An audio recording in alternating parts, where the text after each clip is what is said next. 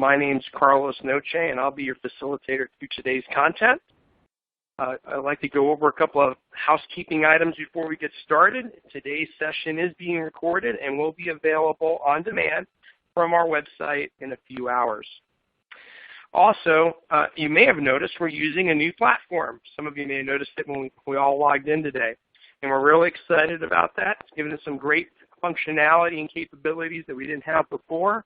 And when you see your screen, if you want to resize it for whatever preferences you like, just drag the corners and size it accordingly. There are several icons along the bottom. You can hover over them and kind of see additional information. And lastly, I'll be happy to address any questions on the session. If you could, type them into your Q&A. My producer will take a look at them throughout the conversation, and I'll be addressing them at the end of the call. If it's a quick thing, she'll just answer you back. And with that, I hope you're all excited and ready to get going today. Today's topic is all about developing a champion to seal the deal. In my travels around the world, as I talk about sales training, as I've done sales enablement, as I've been a VP of sales, a lot of times people talk about, Carlos, you really need a champion to win the deal. And one of my little pet peeves is I think people kind of kid themselves. At best, they have a champion. They have a coach, and it's not really a champion. So today, I like to go into, well, what is a champion? How do we identify what one would be and what would they do for us? And then, okay, how do I uncover them? Are they born? Are they created? When I need to create them, what questions would I ask? What would I look for? Hey, maybe I think I do have a champion. Great. Well, how do we test that assumption? Instead of just getting happy ears and thinking it is, let's make sure it's a fact. Let's cause a little reaction. And if I do have a champion, how can I help them to do a better job of winning the deal and representing themselves internally? And also, how can we work together not only in the deal that's in front of us, but across the organization and maybe even externally, making this individual your personal reference in the long term. Now, folks, to get us kind of started and warmed up, kind of check to see if you got a pulse, I'd like to ask you just a couple of questions. The first one is pretty simple, and it's basically a true or false question of, hey, do you think we need an internal champion to win today? And what I mean by that is not just a little transactional deal, but in those more complex type deals where it's a decision by committee. If you could, just mark true, we think we need one, they're needed, or false, I don't think we need one, and hit the submit button. And as you do that, I'll tally up the results. So if you could, take a moment on your screen right now, mark it true or false, and we'll kind of see what kind of results we got. I'll give it a couple of seconds there to fill out.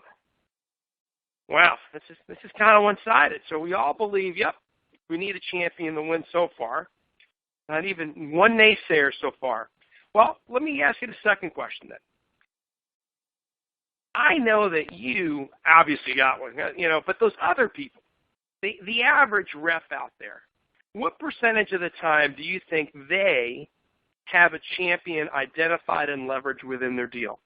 So, is it less than 10% of the time? Is it 10 to 30, 30 to 60, 60 to 80, or 80 or higher? Again, I know you're good. But what percentage of the time do you think the average rep out there really takes the time out to identify a champion in their deal and set them up?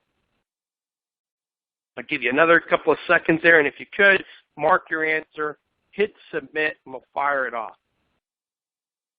I don't know about you, but I love this new platform already. It looks great. Well, it looks like, what seems to have the highest percentages are 10 to 30. Or less than 10%.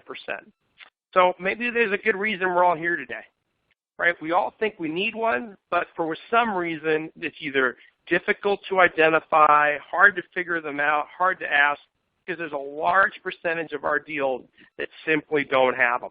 So let's talk about it. And the first thing that I like to talk about is, hey, let's define it. And what I like to kind of identify is, well, what is a champion? Let's bring up all my little bullets here and kind of talk about this for a second. The way I think of it, it's someone who defends your cause. And by cause, I mean, hey, they represent you in the deal. They want you to win. They can provide you information about the opportunity, their purchasing process, the players. There's a mutual benefit. meaning that we've uncovered their personal value and there's an alignment there. Us winning the deal and them achieving whatever their personal motivations are in alignment. And this is a big one. There's a willingness to sell internally and influence power. You don't have that one, you definitely just have a coach in a deal. And I'll go into this in the next slide about coaches and champions, but guys, it is critical that, when you think about having a champion, it's not just the individual that likes you. It's also the individual that has some political clout in the deal and is willing to put their neck on the line for you to win. They're the ones that are standing up in the meeting while you're not there saying, guys, we should go with you because you're the best offering out there. You're the only one that could deliver this versus the competition.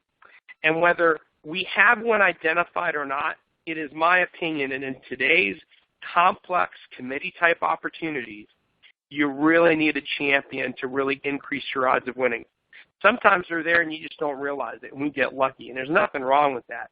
And I know everybody on this call, if you took the time out to be on it or listen to the recording, it's all about it in an effort to get better and increase your odds of winning. And I think a champion can really help you do that. So, all right, let's get to my little pet peeve. So, Carlos, coaches, champions, there's a lot of similarity. Yeah, there sure are. Well, first off, a coach is great. They provide us information. They guide us through the buying process. And if you think about champion, they do a similar thing as well. Here's where the difference comes in. This champion that we talk about, they have some influence or power. Yeah, maybe they're not the ultimate decision maker, but they have the ear of that ultimate decision maker. They can, what they say influences the deal positively or negatively. And in our case, if they're a champion for us, they're influencing it positively for us. There's a willingness to speak up on our behalf, and that's a big one as well. Are they willing to step up in the meeting and say, you should be the one that wins? In other words, risking their own reputation because they believe it's the right way to go. That's a huge difference between a coach and a champion. They represent you as a winning choice to ultimate power. And lastly, there's a mutual alignment. Guys, they're not stepping up in the meeting and saying you're the one that wins just because they like you. They really believe that you are the best choice out there. And what I want to make sure is that personal value, that personal alignment. We talk a lot about personal value in our workshops. It's critical that we have that uncovered and have that alignment if you're ever going to create a champion in your deals. So just to recap, big difference between coaches and champions. Guys, it's that power and influence and the willingness to step up and say you're the one that really makes the difference between a champion and a coach. So far this sounds good. Whew, how the heck do we identify these guys? How do we figure out who they are? So let's do it. Let's think about that for a second. And I'll just throw up everything on the slide and then it'll build up for you. What are some characteristics? What should we be looking for? So, guys, sometimes it's authority by title, but sometimes it isn't. Sometimes it's political clout. It's they're the ones that everyone listens to in the meeting. Sometimes they're the ones that can get that access. They're the ones that are having the meeting with power already that you want to get in there and you get there. For example, sometimes we work a deal with an executive sponsor for 3-6 months. And at the end of it, they look at you and they say, hey, I'm going to go talk to Carlos, the COO, CFO, whatever, to get that final approval. And Carlos, you don't need to be there. I got this covered. But of course we want to be there. We want to get that access to power. That's what everybody talks about. But sometimes we don't have it. How is this individual that's going into that meeting going to represent you? Are they going to say you're the one that should win? Well, if you don't have that personal win or personal value alignment, well, let's face it, that's probably unlikely. Are they trusted by power? Are they going to be able to be heard when they speak? Do they, tend to usually drive these types of projects? Do they have a lot of visibility? Are they the up-and-coming individuals in the organization? Those are some of the characteristics of power that we're looking for. With that, all right, well, what in the world motivates these guys? Well, one is, there's a alignment with their MBOs or KPIs that you can directly impact. Or another way to think about it is they want to be impacted. Their MBOs and KPIs are ones that they want because you can impact those, and they see you as a winner. And then there's the last one, which to me it's all what I call they're in a world of hurt. They can't get the reports they need fast enough. They can't get the information. They can't meet with the compliance restrictions. They can't meet the SLAs of the business. They're in trouble, and you can help them. The tools and services that you provide make a big difference for them. And guys, if we can just get them to see the light there, they're going to want to be a champion for you because it's mutually in their best interests. Well, things to take note of, and I'm just going to pop these all up there for you. As you're trying to identify who these champions may be in your deal, guys, who's really in charge of these hot projects? Who's ultimate power really listening to? Who's the individual everybody kind of looks at the demonstration or meeting? Who's really asking the real questions behind this thing? These are all characteristics or things to take notice of. Because a lot of times, guys, sometimes, we even have a champion and we don't even realize it. We didn't know it was there because we didn't really look for it. We were so busy on showing them why we're the best, why we're the market leader, why we can answer their question better than anyone else, that we didn't take a chance to just sit back, listen, and observe. And if you do that, I think you may start seeing, and they may start revealing, who are some of the real power players in this account. And then when you start getting alignment with it, it makes a big difference. Now, folks, I like to take just a side little sidetrack right here. I talk about value selling and work with clients all around the world. And one thing I sometimes get is, Carlos, you guys are pretty self-centered Americans, individuals making decisions for themselves without their own best interest at heart at times. Sometimes they do what's best for the company. And of course they do. However, that decision to do what's best for the company is because it's something that they believe in and they care about. Again, it's tied to their own personal values. And I'm not saying that this personal motivation is all about me versus the company. It's just really an alignment. If you think about value selling, look, at the end of the day, people buy from people. Corporations don't sign the deal. They don't sign the deal. Individuals are at the other end of the table, and they sign a contract with you. What drives them? What's in their best interest? We all have our own motivations that cloud our judgment. Pro, con, doesn't matter. And that's what we're trying to uncover here in creating this champion. So let's say we got one. Hey, Carlos, I got a champion. I feel pretty good about it. I got a champion in my deal. Well, let's test your assumptions. Let's just not say we got one. Let's make sure it's a fact for us, right? What are some things we should find out in identifying the champion? And here's just a number of different questions I'll throw out at you. Again, you could read these faster than I can read them to you, but, who hired them? Why were they brought here? Have they led a project like this before, right? What's in it for them, right? What's driving this deal for them? My favorite thing about personal value is WIIFM, the what's in it for me concept. Better yet, in testing this relationship, what happens if we don't win? What happens if this project gets deprioritized and doesn't go anywhere? Would it have any impact on them? Would they even care? Shucks, wish you would have won, but it's okay. Other things came up. These are little things to kind of watch out for and also to test that relationship. Are champions developed or born? I mean, the reality is sometimes these folks are so busy that, they don't even know what they should be championing. There's another key part of this is I'm assuming that most of you on this call, have some sort of sales drivers and initiatives behind you. And in doing so, no offense, but we're a little coin operated.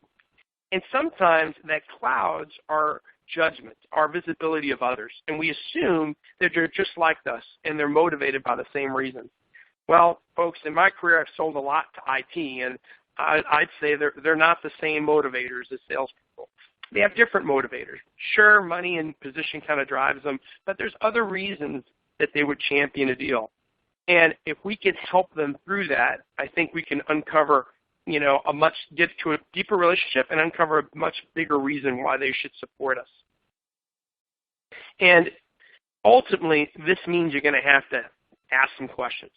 And that means we're going to have a little curiosity, not only about their business, which is all about value selling, right? Having conversations to truly understand the overriding business issues, underlying challenges that we can uniquely solve, ideal, unique solution that they're looking for, and how they're going to measure success, business value. But it's also going to mean that we're going to ask them questions after we do all that to kind of understand what this project means to you. How does this project align to your own personal aspirations? And this is all about uncovering, again, that personal value, the what's in it for me, my favorite station. And in doing so, guys, let me give you some ideas of what it can mean for them. These are just some sample questions that we could ask, right? What do you see your role in the company going forward? Where do you see yourself going? What does this initiative fall on your list of priorities? These are all really good questions, and I'm not saying they're all right for you, but I wanted to give you some options. And ideally, my ask of you, just pick one or two of these that match your personality, that you're confident in saying, and test them out. Throw them out there to your client and take a personal interest in them and see what you get back. There's two possible things that could happen. One is, you build a champion that's great for you. Second is, they push back on you. And all that confidence you had about that committed deal for the quarter kind of gets questioned.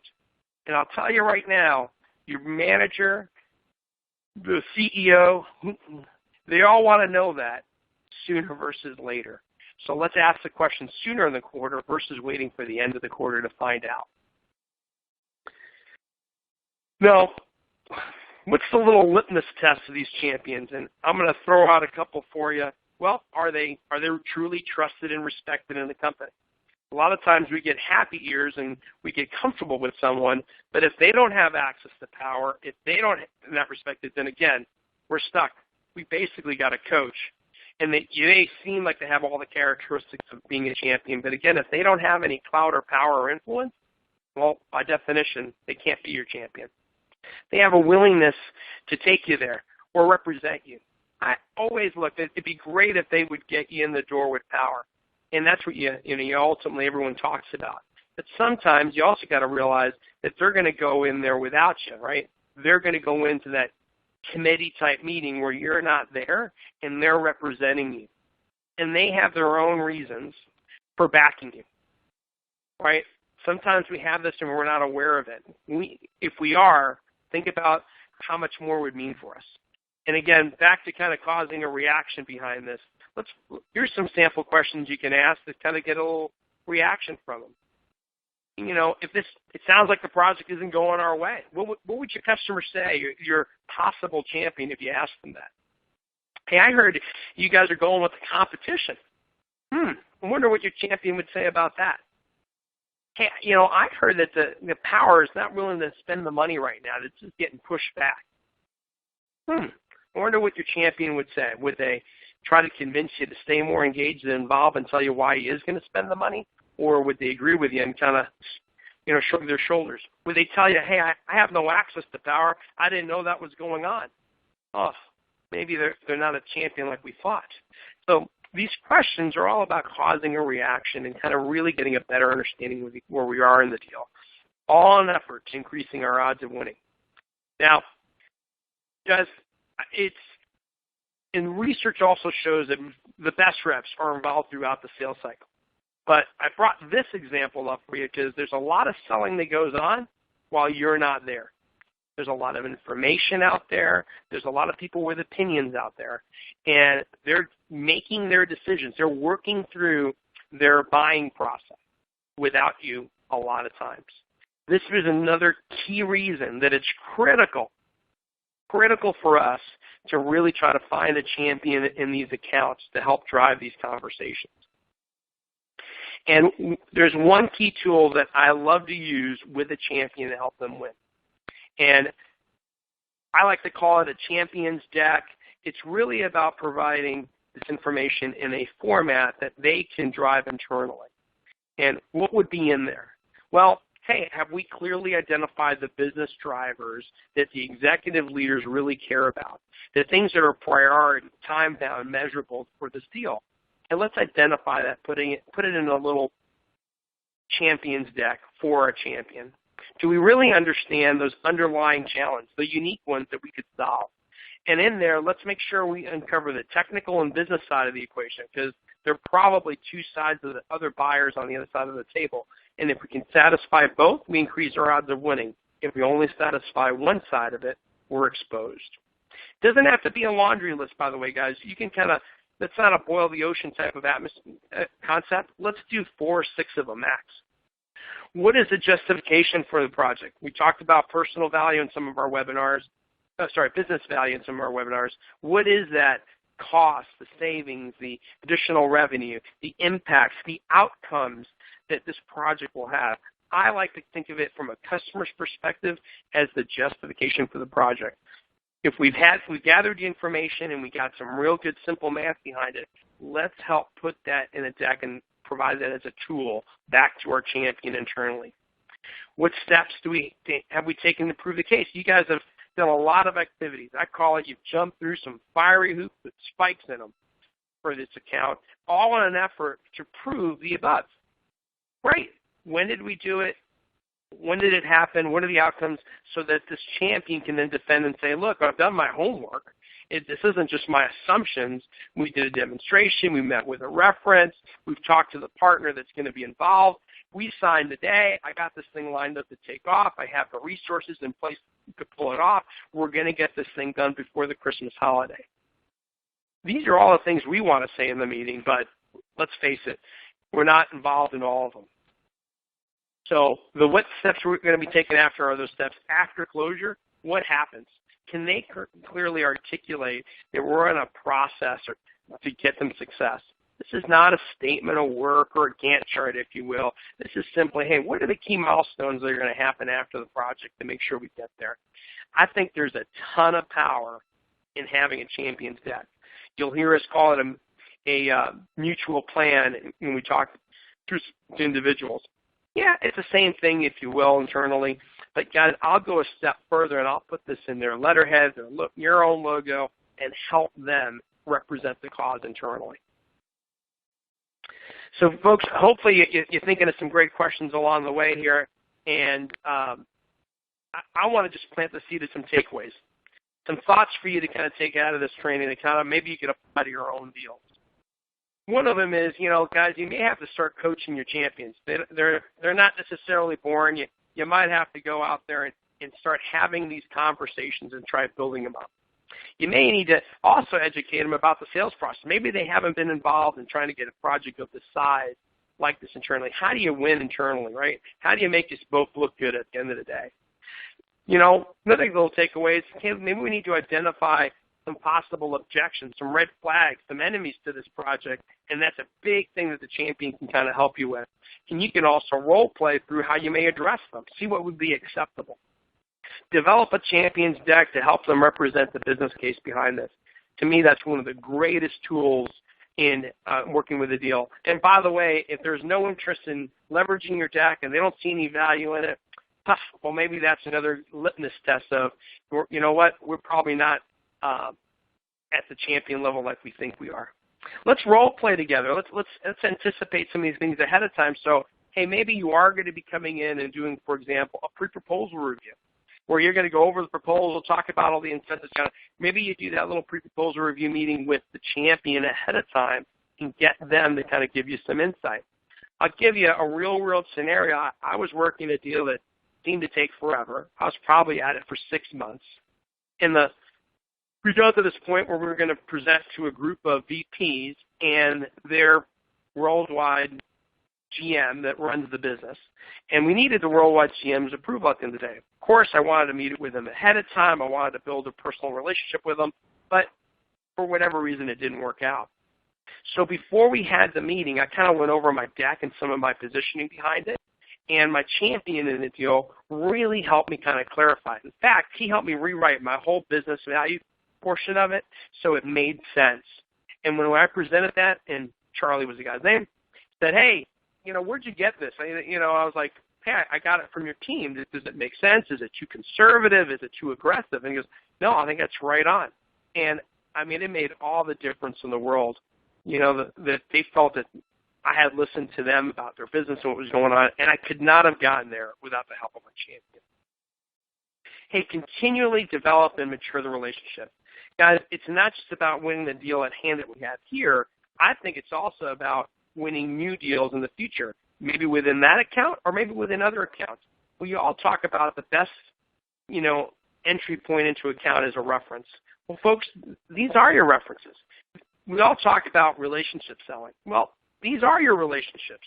These things are built, just not given. They don't have a relationship because they like you. They have a relationship because they trust that you can deliver the impact and result that they care about. And I got to tell you, this is all good stuff, but it will go out the window if you don't do something about it. And what I mean by that is this. Look, no action, no results. So if you think through the conversations and the kind of key points that I just kind of brought up, what are you going to do with it? What are you going to start doing, stop doing, and keep doing? And I'm going to give you a little time frame over the next immediate 15 days. So this week and next, what are you going to do? Are you going to go in and test these assumptions? Are you going to try to create a champion? Or are you just going to go to a little extra effort to ask that little extra question to try to see if we can uncover that personal value or motivation to get them connected into the account? Why would you do it? Hey, it's all in an effort to increase your odds of winning. And I'm telling you, if you can uncover a champion, you'll win your business faster and at a higher price point. Some ideas that I have for you, some things that you may want to take away, and I'll just throw these out at you, are real simply, hey, develop that champions deck for your top account for this quarter. Do you have one? Well, does it have all the pieces and parts that I talked about? Are they time-bound? Are they truly measurable? Or do you have one of those where they say, hey, we're going to reduce costs, we're going to be more productive, and my favorite, we're going to be more agile? What the heck does that mean? If you're talking to an executive, how are they going to take that as a measurement of this is really worth it or not to do the project? Let's help them make them time-bound and measurable. Test those assumptions with those champions. Let's see if they're really a champion for you or not. Develop that deck I talked about. Start thinking about these within your top accounts. And guys, once you get a champion, hey, don't stop short. They're not just a champion for you internally. They're a champion for you externally. There's a deal we're doing the worldwide rollout on right now. And I can tell you one of the reasons that we won, as I was talking to the individual that made the decision, was, she was having some casual conversations with other people in her network, and she came across an individual, an acquaintance, if you will, which just happened to be a champion for us on 2 prior deals. And he told her, hey, you know what? I went with these guys because the value selling framework was easy to implement, was really effective, really aligned to my goals in the project, and flat out drove the results. And in fact, I've gone with them twice. You should talk to these guys. And it is that little nugget alone that gave her the confidence to kind of reach out to us and make the extra effort. And again, in her opinion, it's what got us where we're at today. So guys, start thinking about what questions you may have, a little more housekeeping. Today's webinar will be available on our website in a few hours. If you look at valueselling.com, resources, webinars. Another key piece of a little housekeeping, if you also look at our e-store, there's additional information and content there. There's past webinars, there's our books, and more resources for you. And then lastly, our next webinar that you guys can look forward to will be on August 20th, 2015, same time, and our same new tool that we're all excited about. And with that, I'm just going to look to see, what questions we have. My producer will help me kind of work through these. And, well, some of these are just funny. I like that. So one of the questions we have is, can a champion be a partner or a VAR? And like many clients I work with, I assume you guys are working through these. Yeah, I mean, all right, so when you say that your champion is the VAR partner, reality is it all depends on what type of influence they have over power in the account. And to be honest with you, I think a lot of times some of these partners, it all depends on the organization, may not have any influence on them at all. I've had a champion be a partner when it was outside consultant that the executive team truly trusted. And once I got them to see the light of what we were trying to do and why, they did become a tremendous champion for us in the deal. And I got to tell you, at the end of the day, there was some personal motivation for them to win. In fact, we ended up hiring this individual later on, and they became a great part of my team. On these partner and VARs, one more thing. Many of you may work through a third-party partner of ours. That doesn't change the fact that we love to have a champion. And the concept of working through partners of ours means that you're basically the sales leader that's selling through them. Use the concepts with them. See if they have one. Get them to ask the question. When they push back on you that, hey, I'm a little nervous about, hey, what, risking my rapport in the account, help them think about a way to ask that allows them not to risk the rapport. And if they're still nervous about asking, well, cause a little reaction. How good of a relationship do they really have? One question I got is, hey, how many slides do you recommend for the deck? Look, it's personal reference whether you even use one or not as far as it being in PowerPoint. But I'll tell you right now, this is my personal preference. In today's busy day and age, people get tons of emails, and as soon as an executive sees a long one like I used to, it will turn into, I will read it later, and later will never come. So I love the idea of the deck, and I try to make, if you think about it, it's 4 to 6 slides. It's, hey, let's help out the champion with the overriding critical business reasons why we should do the project, and pull together different perspectives. Best thing on that slide, if it's time-bound and measurable. So if they want to save costs, grow the business, expand the business, awesome. How much, by when? Because that creates basically that urgency to get the project done. Second slide, hey, let's create a little subset of, hey, what are the underlying challenges that we're really trying to solve? These are the things that are broken today that they got to address to get there. And, yep, you can call them pain points if you want. I try to make it 1 slide, 4 to 5 max, some sub-bullets with their specific terminology behind it. Third slide, ideal solution. And by the way, between that second and third slide on this ideal solution, you better be identifying capabilities and problems that you uniquely solve. So when this little litmus test gets thrown on your competition, they can't reach the mark. They're not able to achieve as much as you can. You're the unique one. You're the differentiated one they should go with. Fourth slide, business value. In other words, call it justification, measurements of success. Hey, this is that justification they're going to look at. And again, measurable is the winner. I know there's some things that are not measurable, intangible. I get that. But look, if we're really trying to create a business case, you've got to have some that are measurable. At least 3 bullet points. I like to have some simple math under it that's hard to argue with.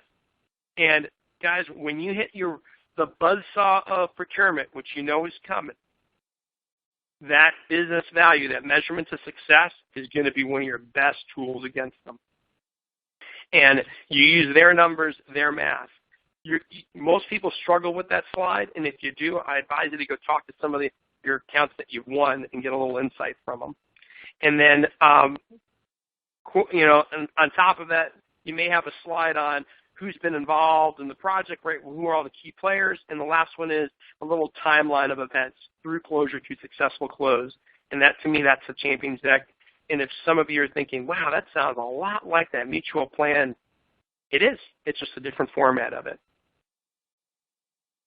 Let me read another question for us here. One of the questions was, I see a champion being the same as an influencer. Just because they influence doesn't mean they're your champion. So think about influence as being a characteristic of someone that is a champion for you.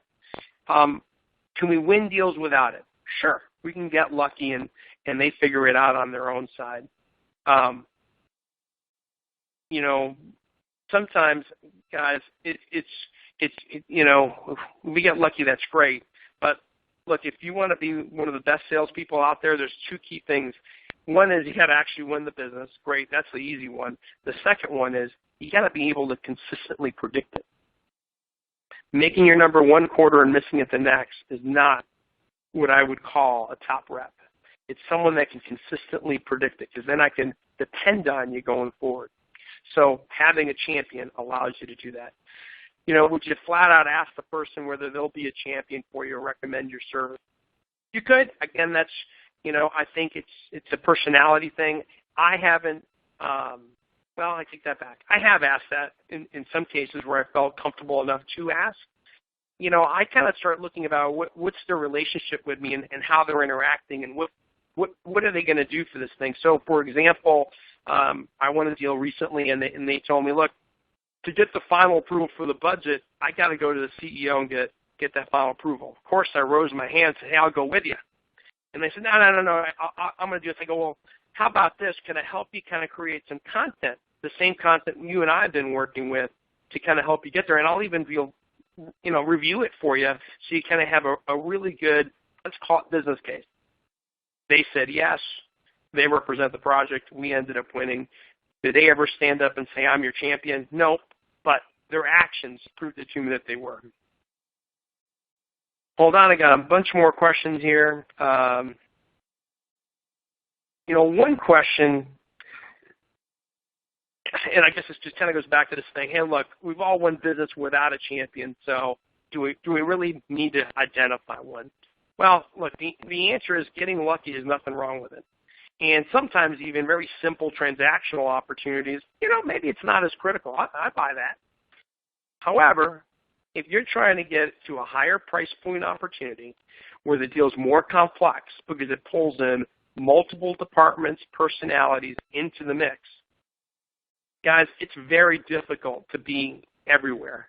And I think it then becomes critical to have a champion or champions internally in your absence representing the project. So your call on that one. And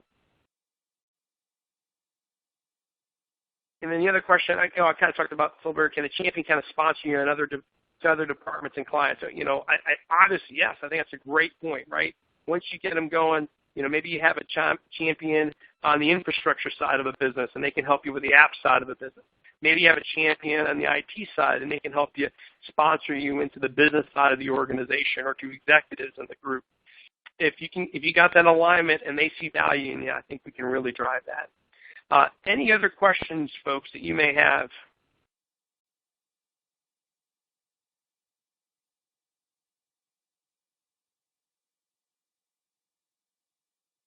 Well, folks, it looks good. I really appreciate your time today, guys. And as always, look, we're here to help. Thank you so much for taking the time out of your busy schedule to spend some time with us today. If there's anything I can do to help, there's my email, there's my phone number. I always help out someone that reaches out and just wants to get better. And hopefully you can find the champion within your deals and increase your odds of winning. Thank you so much for your time today, and happy selling.